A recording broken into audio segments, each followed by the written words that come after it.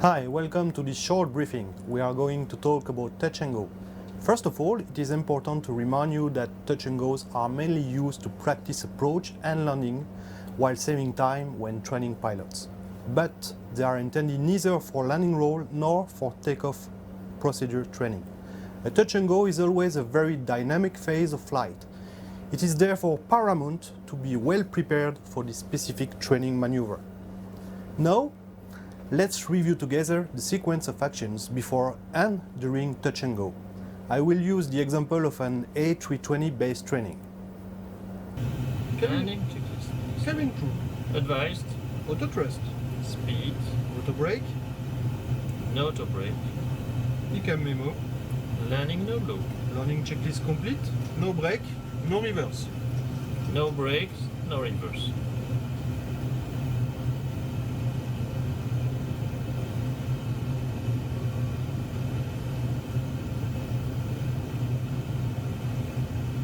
$400.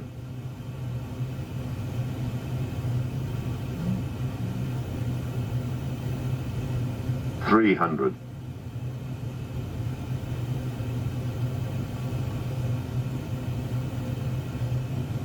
200.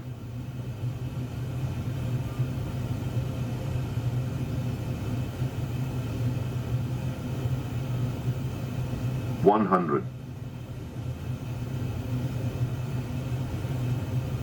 50, 40, 30, 20, retard, 5.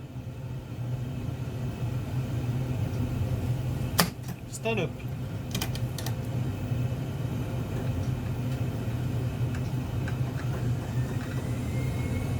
Go. Thrust. Set. Rotate. Positive climb. Yeah. Gear up. Manto guys, eyes go on track. Checked. Hands down. Checked. Your thrust. During final approach phase, the instructor confirms with the trainee that no brake and no reverse should be selected and used.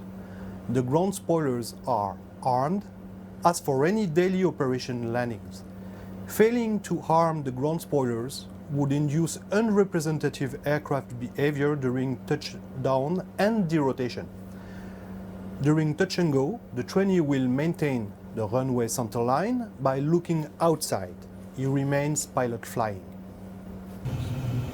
No brake. No reverse. No brakes, no reverse. At nose-wheel touchdown, the instructor carefully disarms ground spoilers, taking care not to extend them, and call stand up.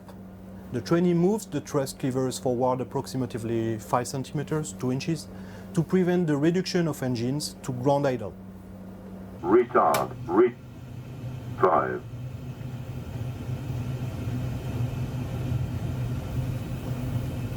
Stand up. The instructor sets the flaps configuration for takeoff, in our example flaps 2. If necessary, the instructor resets the rudder trim.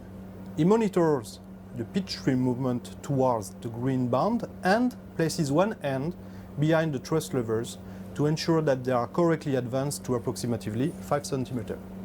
And when the aircraft is in the correct configuration in terms of pitch trim, rudder trim, and flap setting, the instructor orders go.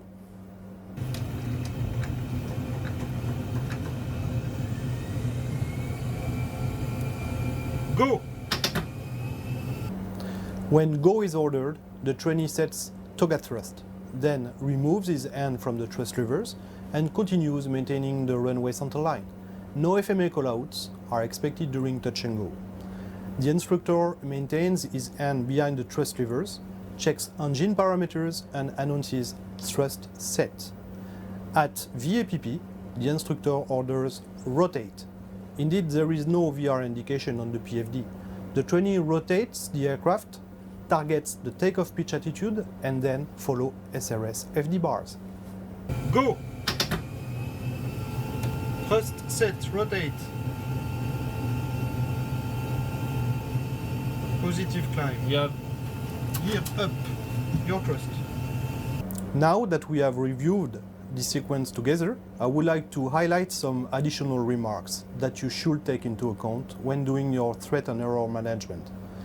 First, the V1 decision speed does not apply to touch and go. Therefore, the flight crew should be go-minded. Decision to discontinue the touch and go after setting toga thrust must only be taken if you are sure that the aircraft cannot safely fly. Second, if you, as an instructor, want to abandon touch and go, call "Stop, I have control," and simultaneously stop the aircraft with the use of maximum manual braking and reverse. Keep in mind, you don't have any auto brake on ground spoilers. Third, if the trainee selects reverse thrust, then the flight crew must perform a full stop landing. And fourth, if any failure occurs during your training, you must perform the ECAM, QRH, or OEB actions. And then, for your decision process, you should consider MEL for assessment of the training continuation. In this case, each touch and go must be considered as one flight.